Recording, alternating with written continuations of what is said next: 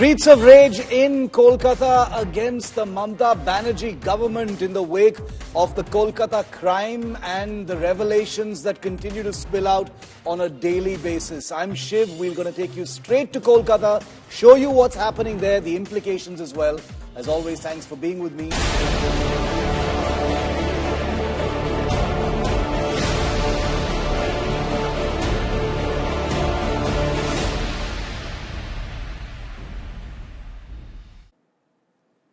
Virtually the entire day today, viewer, the Trinamool government in West Bengal has been cracking down on protests on the streets of Kolkata and the surrounding areas, pointing a finger at the protesters and saying, BJP, BJP, politically motivated, BJP, BJP. This is the same party that has literally grown on the back of Jan Andolans and protests. This is the same party led by Mamata Banerjee that has grown all its strength from rage expressed on the streets. This is the party that drew all its energy and its identity from anger expressed by protesters on the political roads of this country. And yet the Trinamool today, after spending 2 weeks more in damage control rather than admitting to a cover-up in the Kolkata rape and murder case, too busy getting the Kolkata police to send out legal notices to all and sundry, today is caught in a truly ironic situation where it seems to be painted into a corner, defensively pointing at protesters on the streets and saying, this is politically motivated. These are BJP Vidyarthi Parishad members. There is nothing organic about this uprising. After completely negating the public anger expressed by doctors and the young people of Kolkata against what happened in the RG Kar Medical College and Hospital over 2 weeks ago, the Trinamool Congress appears to be hell-bent once again on negating its own identity as a party that was built on the strength of protests. As you watch these images of the Trinamool government cracking down on protesters labelled by the party as BJP, the question that comes to mind is, even if they were political protests, what is wrong with that? Doesn't the Trinamool know a thing about political protests? Doesn't the Trinamool know a thing or two about the power of political involvement in protests? Take a look. I'll give you a small list of how the Trinamool has very effectively used protests to make a political point to register its protests. So even as the Trinamool government under Mamata Banerjee now points a finger at all these protesters and dismisses them as political rivals, politically motivated, BJP, left, etc., just take a look at this list. In 2006, the anti-land acquisition movement in Shingur was a big protest by the Trinamool. In 2007, the famous Nandigram movement was a street protest by the Trinamool. In 2012, protests against the railway fare hike saw hundreds of Trinamool members on the streets. In 2014, Trinamool leaders came out in large numbers to protest against the arrest of party members in the Sarada scam. In 2014, Trinamool members came out in large numbers to protest against coal block allocation policy. In 2016, the Trinamool came out in large numbers to protest against demonetization. In 2016, the Trinamool came out in large numbers on the streets to protest against army deployment at toll plazas. In 2017, the Trinamool came out in large numbers on the street to protest against GST implementation. In 2017, the Trinamool came out in large numbers to protest against farm loan waiver rejection. In 2018, the Trinamool came out in large numbers on the streets to protest against Aadhaar required in welfare schemes. In 2019-2020, famously, the Trinamool came out in large numbers onto the streets to protest against CAA and NRC. In 2019, the Trinamool came out in large numbers to protest against the anti-lynching bill's rejection. In 2019, the Trinamool came out in large numbers to protest against the enactment of the Triple Talaq bill. In 2019, the Trinamool Congress came out in large numbers to protest against the misuse of central agencies. In 2020, the Trinamool Congress came out in large numbers to protest against national education policy. In 2020, the Trinamool Congress came out in large numbers onto the streets to protest against fuel price hike. In 2020, the Trinamool Congress came out in large numbers to protest against NEET and JEE exams during COVID-19. In 2021, the Trinamool Congress came out in large numbers onto the streets to protest against bias in allocation of central funds. In 2021, protests against LPG price hike by Trinamool members in large numbers. In 2021, protests by the Trinamool in large numbers on the streets against the delay in release of GST compensation. In 2023, there were big protests, including by Trinamool members, over the suspension of opposition MPs. I've given you but a small sampling of the instances in which the Trinamool Congress has very rightly and justifiably used its political power in the form of large street protests to send out a message to its political rivals, to the governments in power, to agencies, whatever it is, about what it means to oppose an issue. So even while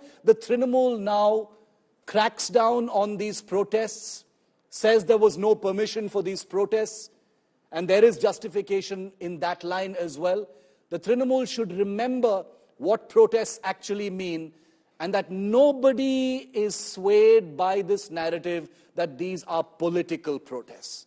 A party that has carved its identity, has tried to seek a national image as a party that has been built on the shoulders of protests, cannot now be pointing at people on the streets of Kolkata and saying, ye political hai.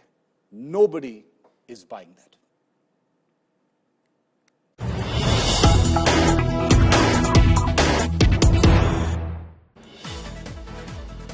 And the latest coming in from the Nabanna protests in Kolkata. The march to Nabanna, which is the state secretariat in Kolkata, gets ugly. Bengal BJP chief is currently marching to the Kolkata police headquarters. Bengal's BJP president, Shukanto Majumdar, is currently marching to the Kolkata police headquarters to seek the release of those protesters who've been arrested today, pretty much confirming the BJP element in these protests, of course. Sukanta Majumdar, who's the BJP president in the state, and his BJP delegation have been stopped by the police on their way to the Kolkata police headquarters. The BJP will be giving legal support, it says, to those who've been arrested in today's protest. I want to go across to BJP leader and MP Lokit Chatterjee for more on this. Ms. Chatterjee, Shukanto Majumdar has been stopped by the police while he was on his way to the Kolkata police headquarters to seek the release of those who've been arrested. What can you tell us about the current situation, ma'am? देखिए, आज जो आंदोलन के जो छात्र समाज का आंदोलन था, उसके ऊपर जैसा पुलिस ने लाठीचार्ज किया, गिरफ्तारी किया, जो जलकामान चलाया, जो टीआर गैस चलाया, उसपे बहुत सारा लोगों को अरेस्ट किया है। बहुत सारा लोग लाल बाजार के अंदर में हैं और सुकांत मजुमदार और हम लोग उनके प्रोटेस्ट में अभी हम लोग लाल बाजार जा रहे थे, उसके सामने हम लोग को रोक दिया गया पुलिस ने। अभी हम लोग वहाँ पे धरने में बैठे हुए हैं। बस एक ही बात है, ममता बनर्जी तो विचार नहीं कर पाते हैं, लेकिन जो छात्र समाज विचार के लिए रास्ते के ऊपर शांतिपूर्ण आंदोलन के लिए जाते हैं, तब सब लोग को रोकने के लिए पुलिस जो व्यवस्था किया, वो भयंकर व्यवस्था है। ये थोड़ा सा व्यवस्था अगर उस दिन आर्जीकर के घटना में जो ट्रकों भर के लोग आया था, पूरा आर्जीकर का जो एविडेंस सीसीटीवी तोड़ दिया था, अगर उस टाइम में ये रखते तो आज ये तिलोत्तमा का विचार शायद हम लोग को मिल जाते थे। बहुत ही निंदनीय घटना है। Kolkata police failure, law and order failure, और ममता बनर्जी हम लोग चाहते हैं कि अगर विचार नहीं दे पाते हैं तो उसको रिजाइन देना चाहिए।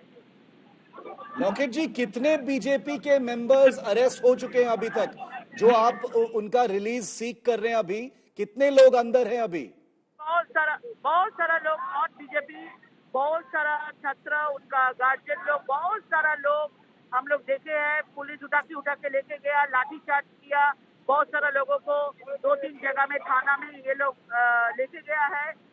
तो पता नहीं है कौन कौन है, क्योंकि ये बीजेपी का कोई आंदोलन नहीं था, ये नॉन पॉलिटिकल आंदोलन था।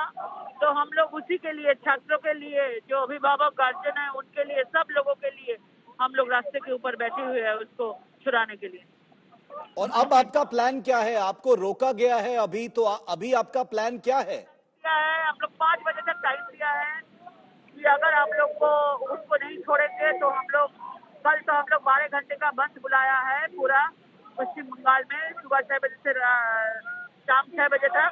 अगर आज 5 बजे तक नहीं छोड़ेंगे तो हम लोग का सेकंड प्लान बी जो होगा, हम लोग सुकांत मजूमदार जी वो बोलेंगे। Okay, Lockett Chatterjee, thank you for speaking to India Today. India Today's Suryagni Roy is also with me. He's been reporting from amidst the protests since early this morning. Suryagni, another escalation. The BJP state president has been stopped somewhere while making his way to the Kolkata police headquarters. From the sounds of it, when we were talking to Lockett Chatterjee, it looks like the situation. Okay, let's listen in to Suryagni. जा रहे थे, हमें यहाँ पे रोका गया। Demand एक ही है कि आज जिन छात्रों को गिरफ्तार किया पुलिस ने, उनको छोड़ दिया जाए। उनकी फ्यूचर की बात है और उनकी डेमोक्रेटिक आंदोलन को कुचला गया पुलिस द्वारा। तो इसलिए हमारी डिमांड है कि इनको इमीडिएट तत्काल उन्हें छोड़ दिया जाए। आप लोगों की तरफ से प्रदर्शन किया गया है, 12 घंटे का बंद आप लोगों ने कहा है, स्टेट गवर्नमेंट कह रही है अलाउ नहीं करेंगे, वो लोग नॉर्मल से मेंटेन करेंगे। देखिए, आज ममता बनर्जी बंद के खिलाफ बात कर रहे हैं। ममता बनर्जी जब ऑपोजिशन लीडर थी, वो हर महीने बंद बुलाती थी, हर महीने उनका स्ट्राइक होता था। आज वही ममता बनर्जी दूसरी बात बोल रही है। जिस पीड़िता की जस्टिस की डिमांड में, सीएम की रेजिग्नेशन की डिमांड में और आज जो छात्रों के ऊपर अत्याचार हुआ, इन तीनों मुद्दों को लेकर हमारा कल का बंद होगा और ये बंद यूनिवर्सल होगा, सर्वात्मक होगा। और हम जनता से हाथ जोड़ के उनसे मांग कर रहे हैं कि आप भी इस हड़ताल में शामिल हो। आप भी कह रहे हो कि ममता बनर्जी को रिजाइन करना चाहिए। Obviously, it is our demand, pivotal demand, because that will be the justice to the victim of the Arjikor. Because हमने बात की सुकांत मजूमदार के साथ, जिन्होंने कहा कि ममता बनर्जी को भी रिजाइन करना चाहिए इस पूरे विषय पर।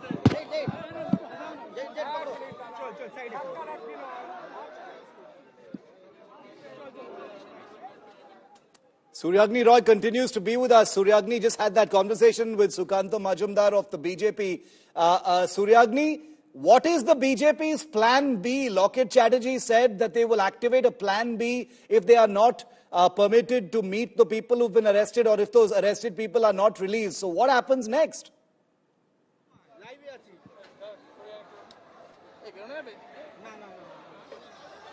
Well, Shiv, you know, it's very confusing over here. Too many people in a small space.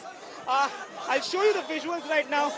If we can, you know, this is just in front of the Kolkata Police's headquarters, that is Lal Bazar. Now, Sukanta Majumdar, who was sitting over here, we spoke to him just now. We asked him that what is it that, you know, he's demanding. He says that, you know, the students and whosoever has been arrested, that they have to be released. Secondly, even he claims that tomorrow's you know, band that they have called, he is asking normal people to participate in it and to make it a success. And what is very important in the discussion that in the conversation that we had right now, Shiv, is that Sukanta Majumdar is saying that Mamata Banerjee should take onus of everything that has happened and should resign. So that's a big statement. Let's not forget, he's also a union minister and he's sitting on dharna asking for the police to leave the students and the protesters who were arrested or detained today. Back to you. Okay, Suryagni, thanks very much for joining us on that. We're going to continue to keep a track of the protest itself, the BJP walking towards the Kolkata police headquarters as well as we continue to track this story. The latest update that we're getting to you right now is the BJP's Band call that's become the latest flashpoint. That's the latest that we can break to you right now. The BJP has called for a 12-hour strike tomorrow. And the Trinamool government obviously has said no. The Mamata government has said will not accept the BJP strike call. A 12-hour band is being called by the BJP in Bengal tomorrow. 12 hours, pretty much meaningless, but that's what the BJP is asking for. The Mamata government justifiably has basically said no, cannot hamper daily services. Mamata government appeals don't pay heed to any strike calls. That's the latest. Politics over a strike call by the BJP.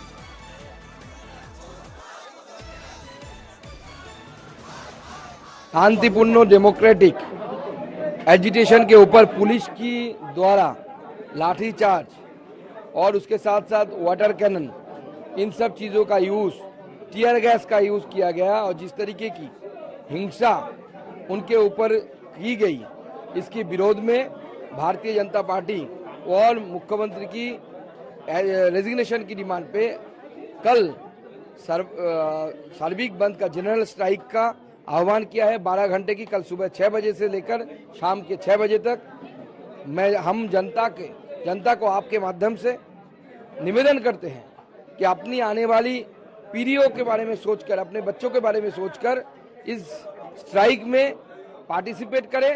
तो तरुणी चिकित्सक स्नातकोत्तर छात्रीर प्रति जे मर्मान्तिक अपराध संघटित हয়েছে तार सुविचार आमरा सकलेई चाই।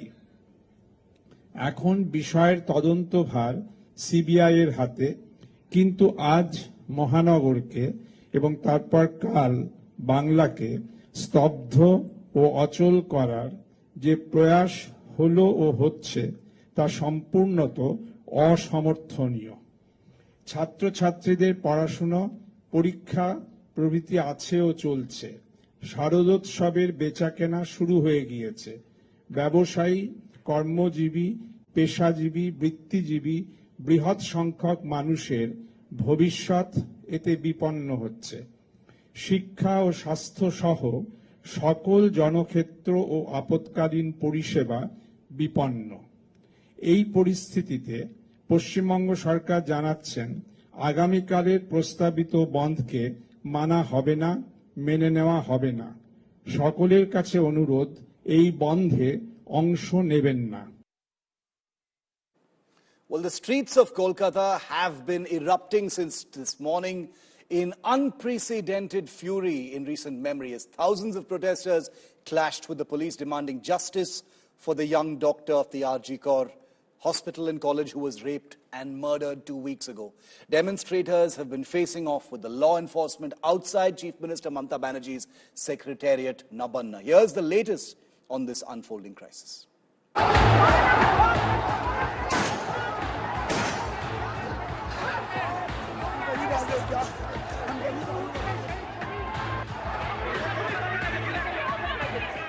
Never before seen anger on the streets of Bengal against Mamata Banerjee government for failing Kolkata's Abhaya. The young doctor raped and murdered in the R.G. Kaur Hospital.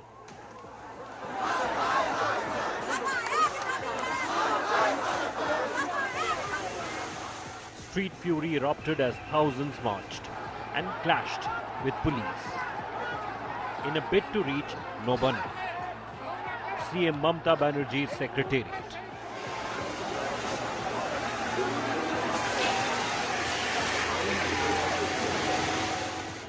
Cops resorted to water cannons.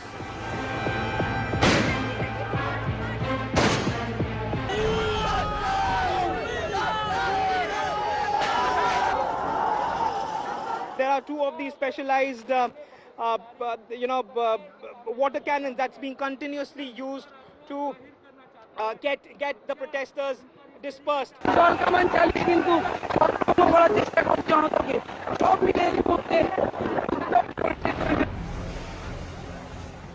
A huge number of protesters held tricolors and braved water cannons.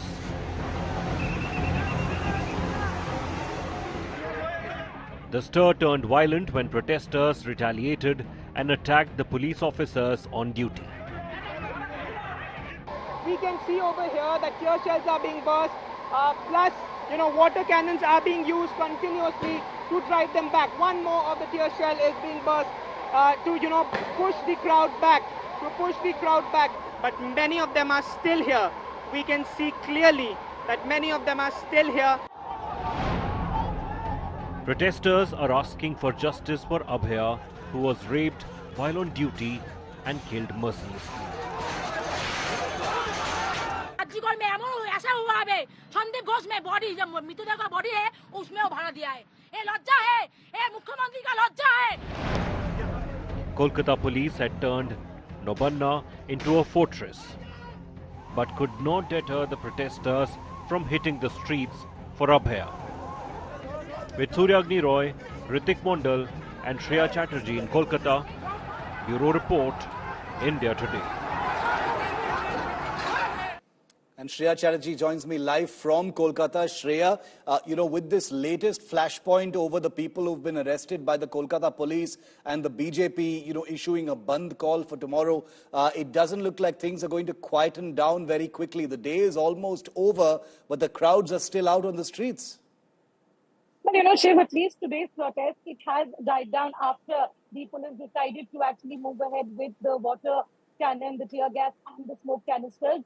Essentially, tomorrow also, even before BJP gave a Bandh call, the protesting doctors at Arjit Kar had announced their separate schedule because they did not want to be a part of today's protest after there was such aspersions that this was a political protest. But clearly, it's unlikely, Shiv, that anytime soon this protest is going to die down, because even if the Trinamool Congress does not want to believe, the protest is not just a politically affiliated protest. The civil society at large is also angry at whatever is transpiring, not just on the ground. Even easily the same can be picked on the chatter that still continues in the social media despite 2 weeks passing away from the incident. Okay, thanks very much, Shreya, for that. We'll keep a track of what happens post 6 p.m., which is the informal sort of deadline that the BJP leadership in the state has given for the release of people who've been arrested by the Kolkata police. The Kolkata police, remember, on its part has said there was no permission granted for this particular protest in this march, and therefore they are simply doing their jobs by maintaining law and order. The images, of course, have been dramatic, not unprecedented, but dramatic nevertheless. The use of water cannons, lathis and tear gas in order to deter the crowd from moving towards the state secretariat, all there captured on camera. Very, very compelling images of the use of street power, state power against street power in today's case. Let's take you through all the top updates and the top images coming in from what has transpired today. Well, the most powerful image, of course, is this one. The firing of water cannons on protesters as the stir turned ugly around noon today. Water cannons were fired to stop protesters from proceeding towards the Nabanno, the state secretariat.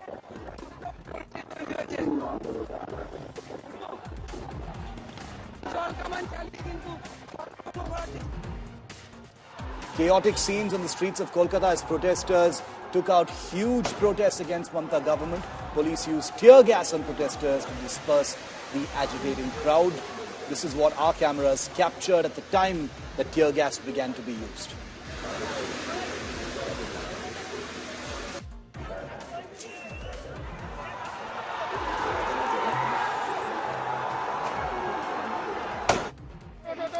Protesters were dragged by the Kolkata police amidst the dharna against Mamata Banerjee. The police resorted to detaining protesters as the situation in the middle of the stir worsened considerably.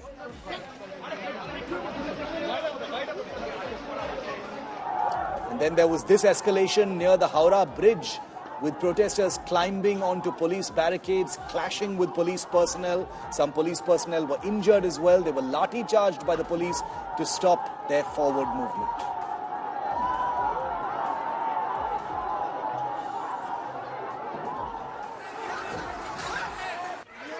Police on duty were also people who came under attack, as you can see in this particular image. Some police personnel sustained injuries in stone pelting as the public retaliated to the police action.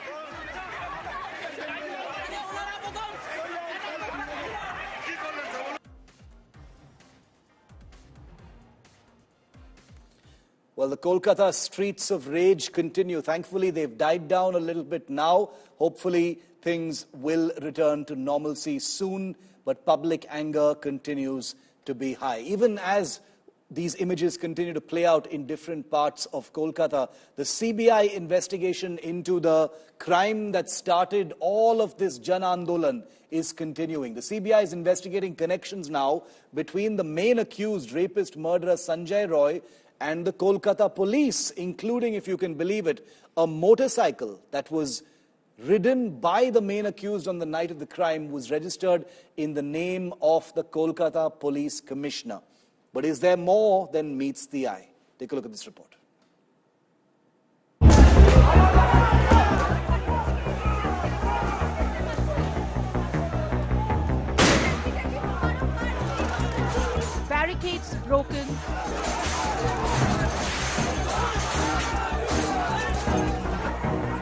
protesters lathi charged.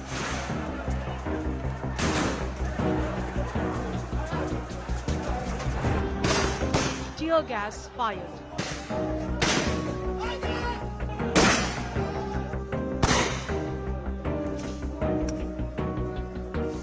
Students who called a Nobonna Obhijan march to the Secretariat in Kolkata were blocked by the police.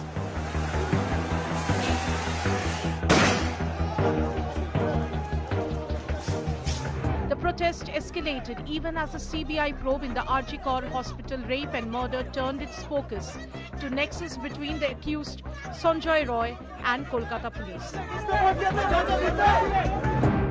India Today has learnt that the bike used by the alleged rapist on the night of horror was registered under Kolkata Police Commissioner's office.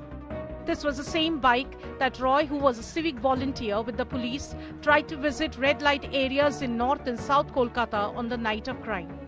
He rode the bike for a stretch of 15 kilometers in a drunken state. The CBI is looking into a larger nexus. The Kolkata police later clarified that all their vehicles are officially registered under Commissioner of Police before being assigned to various units. Meanwhile, sources tell India Today that former principal of RG Kaur Medical College, Dr. Sandeep Ghosh, has been called for a polygraph test. Trouble is mounting for Dr. Ghosh as the Enforcement Directorate has started a separate probe into alleged financial irregularities by him. As of now, the information that has been given by the Kolkata police, source-based, is that Sanjay Roy is a civic volunteer. How did he enjoy the kind of perks that he did? Whether that is the reason he felt invincible. These are also the thing that is now going to be investigated by the Central Bureau of Investigation. With video journalist Anil Jaiswal, this is Shreya Chatterjee for India Today. After India Today's ground report on a village in Tamil Nadu that has been completely swallowed up by the Waqf board, it turns out that wasn't a one-off. Because after Tiruchendurai in Tiruchirappalli district of Tamil Nadu, it turns out there is another village, this time in Bihar, where the Sunni Waqf board has claimed ownership. It's a village in Bihar this time. India Today earlier brought you reports of villages in Tamil Nadu being claimed by the Waqf board.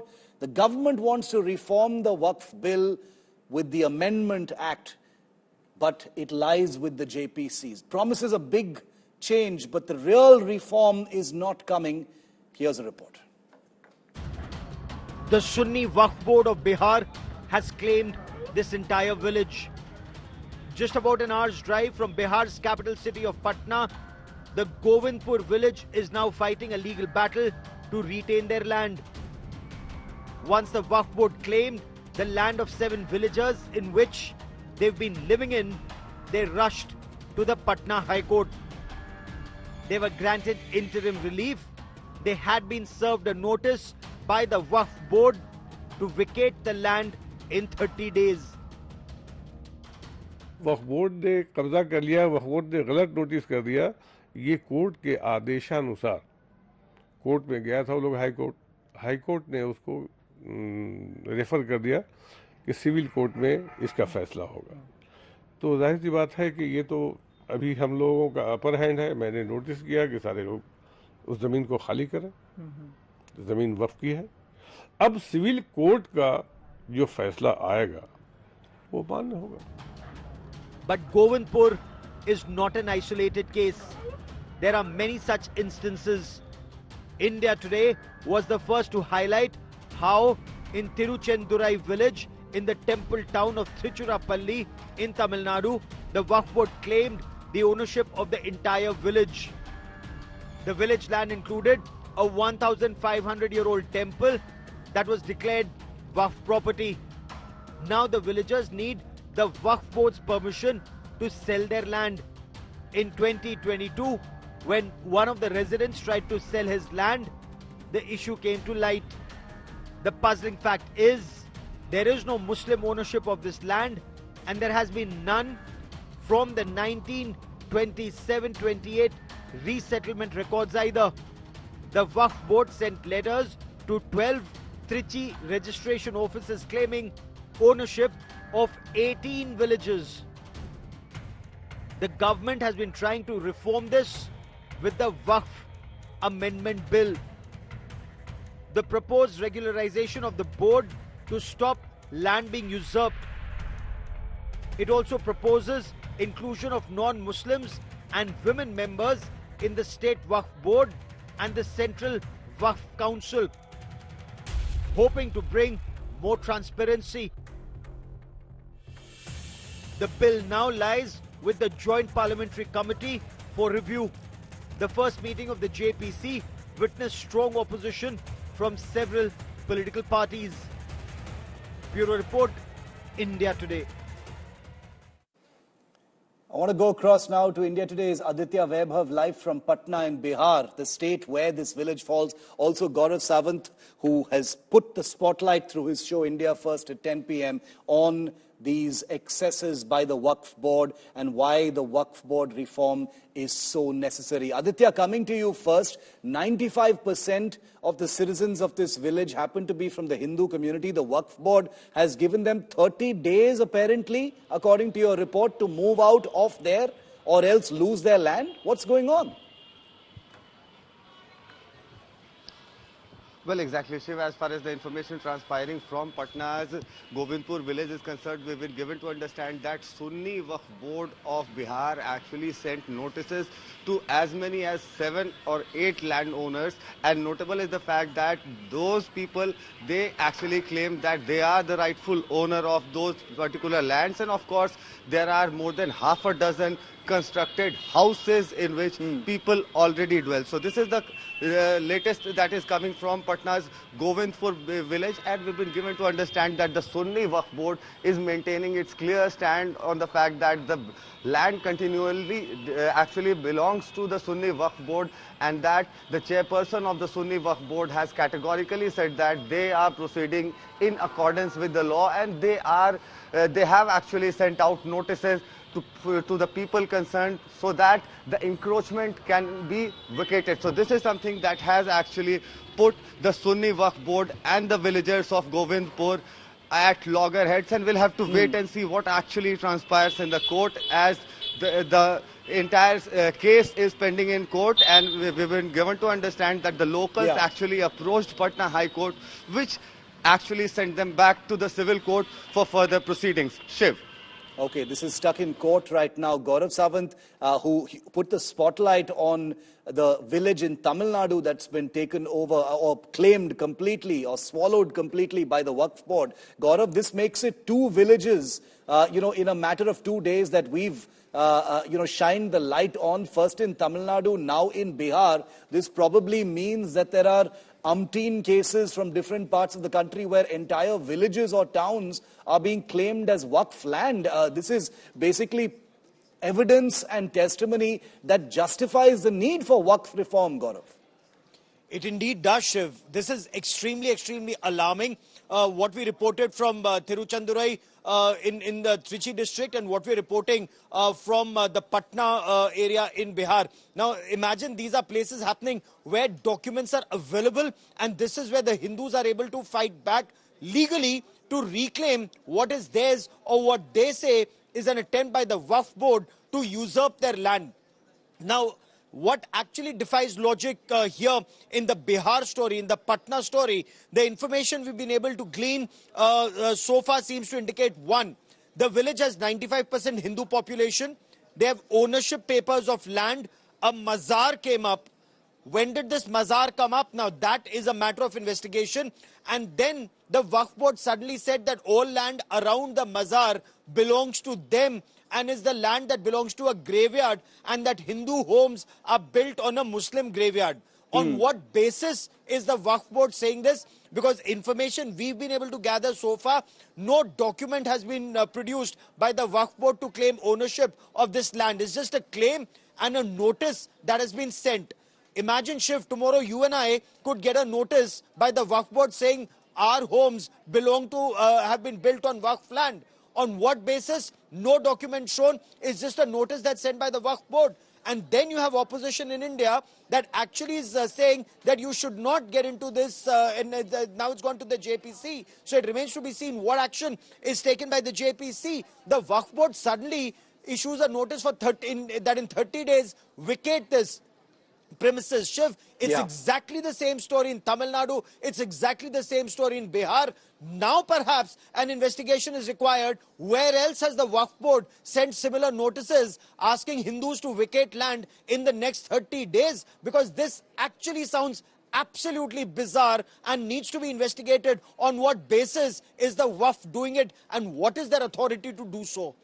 And the government has backpedaled, which is the greatest pity of all. Hopefully these examples that we're putting out here on India Today will really, really put the pressure on the system, especially those insidious MPs, politicians, netas who are batting for the Waqf Board, who obviously have an axe to grind and who obviously gain from the Waqf Board never being reformed. We've got our eyes on those MPs, some of whom you know who I'm talking about as well, and we will continue to ask them the hard questions. Why are they so suspiciously defensive about the idea of reform in the Waqf Board? Gaurav, thanks very much for that. But take a look at how many times the Waqf Board has been misused in the past. We're talking right now about the Waqf Board claims of ownership of railway land in Nainital in Uttarakhand this year. The Delhi High Court this year has observed unauthorized construction on Waqf properties which are claimed by the Waqf Board.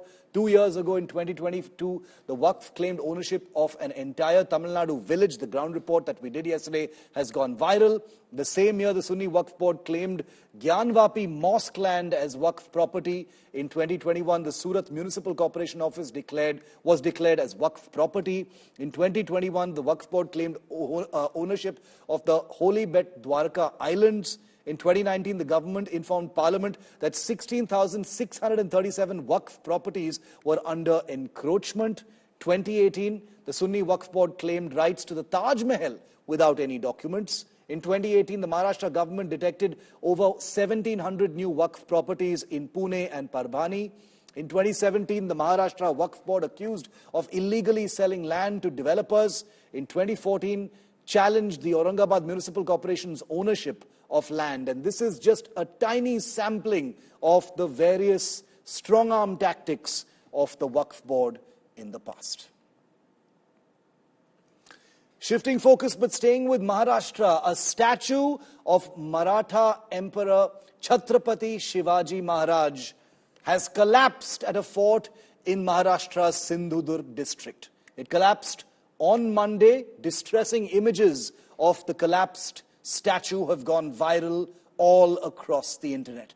The 35-foot statue of Chhatrapati Shivaji Maharaj, unveiled by Prime Minister Modi last year, collapsed after heavy rain for the last 3 days, is what the state government is claiming.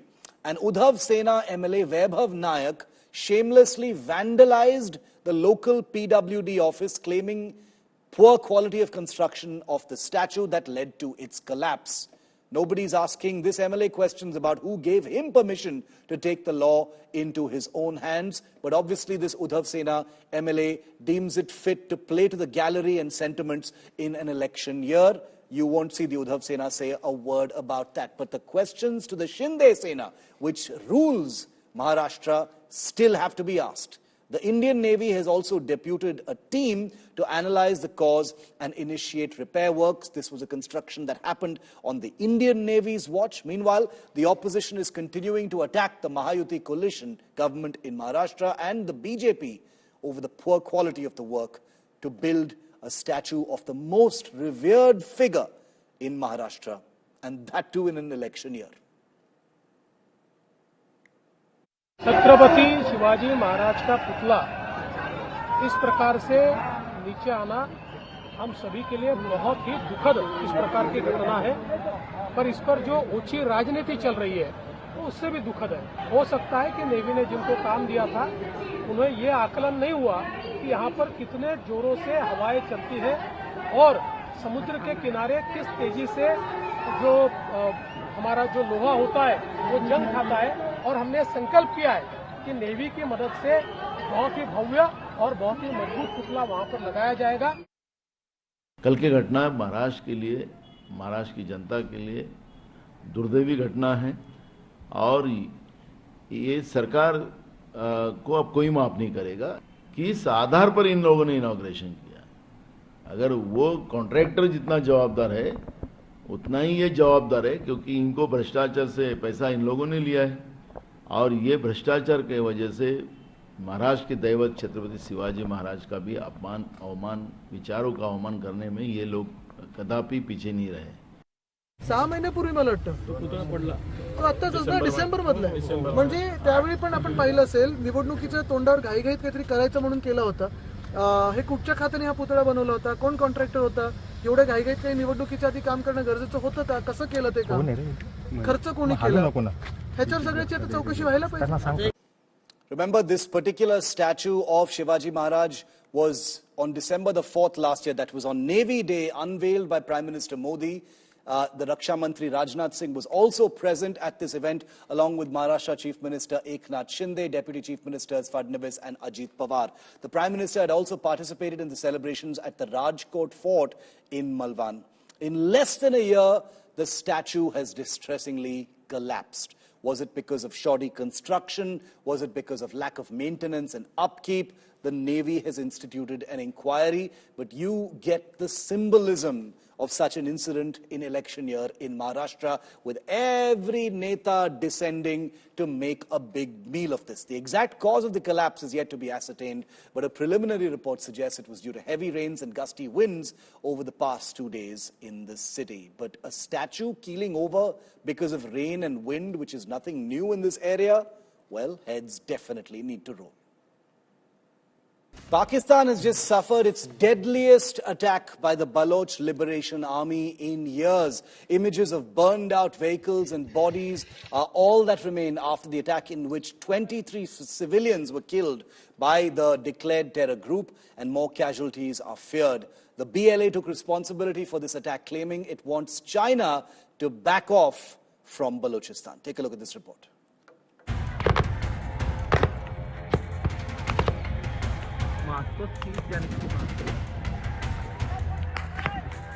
The Baloch Liberation Army mounted multiple and coordinated attacks across the restive Balochistan province in Pakistan. The attacks timed with the 18th anniversary of the assassination of Baloch leader Nawab Akbar Khan Bukti has so far resulted in over 100 military and civilian casualties in close to a dozen attacks across the largest province in Pakistan. पिछले 18 साल में हमने देखा है कि वहाँ पर बहुत सारे बेगुनाह लोगों का खून बहाया गया है. अब हमारे यहाँ वहाँ पे जो पहाड़ों में जो लोग बैठे हैं वो कहते हैं कि नवाब अकबर बुगटी की ये बरसी थी 26 अगस्त, और बरसी मनाने के और भी तरीके हो सकते थे, लेकिन उन्होंने इंतखाब किया कि हम सूबे के 10 मुख्तलिफ अजला में हमले करेंगे, बम धमाके करेंगे, फायरिंग करेंगे, लोगों का खून बहाएंगे. In one of the worst attacks in the Musa Khel district close to the Punjab province, Baloch fighters stopped multiple vehicles on the highway and checked identity cards of all passengers. The Baluchis and Pashtuns were let off, but all Pakistani Punjabi Muslims travelling on this road were singled out and shot dead. The death toll stood at 23 in a single attack, according to reports from Pakistan. जिस scale पर ये हुआ है, मुझे तो लग रहा है कि बड़ी वाज़ेह तौर पर कि 50 साल के बाद बलूचिस्तान में अब एक फुल फ्लेज्ड इंसर्जेंसी का आगाज हो गया है कि ये हालात खराब से बदतर से हो रहे हैं और आप इसको रोकने की कोई कोशिश नहीं कर रहे. आप उसके जो असबाब हैं या उसका जो पैटर्न है या कुछ बलम पट्टी लगाया, अगर मिसिंग पर्सन्स का इशू भी है तो वो भी नहीं. और तो मुझे अफसोस है कि ये एक प्रेडिक्टेबल पैटर्न है. The Baloch Liberation Army issued a statement claiming responsibility for the simultaneous and coordinated multiple attacks on Pakistani security forces across Balochistan province, including in Kalat, Naushiki, Turbat and Shivani, where Pakistan Army and paramilitary forces camps, bases and military checkpoints were attacked by the Majid Brigade suicide bombers. The PLA confirmed women suicide bombers were also a part of these operations. The Baloch Liberation Army issued a statement telling Pakistan Army and China to withdraw from the China-Pakistan Economic Corridor and stop exploitation of Baloch resources. For Pakistan, these coordinated attacks from the Baloch freedom fighters could not have come at a worse time, with the Chinese army chief currently on an official visit to Pakistan, demanding better security for Chinese engineers and nationals working on the CPEC projects. China may be compelled to deploy Chinese military contractors for the security of the project. कि ठीक है जी, बलूचिस्तान को हमने outsource कर दिया है, इसको एक सिक्योरिटी पैराडाइम में देखते हैं। तरक्की का नाम यह है कि सीपैक से पहले गवादर में तो पानी भी नहीं मिलता था आपको। नेचुरल रिसोर्सेज का इशू जो क्रूशल है बलूचिस्तान के लिए, उसमें जो फर्स्ट राइट है, जो पहला हक है, वो बलूचिस्तान के अवाम का है। और जहां से जैसे सुई से गैस पैदा हो रही है, तो सुई गैस सुई के अवाम, डेरा बुगती के अवाम और बलूचिस्तान के अवाम को उनको ये राइट देना चाहिए। Baloch Liberation Army's Operation Herof of Black Storm has shaken Pakistan's security forces, with Baloch fighters having blown up a part of the rail line and bridge and dominating the highways. Sending in reinforcements is also easier said than done for the Pakistani army. Pakistan Army's atrocities in Balochistan are now becoming Pakistan's worst nightmare come true. Bureau Report, India Today.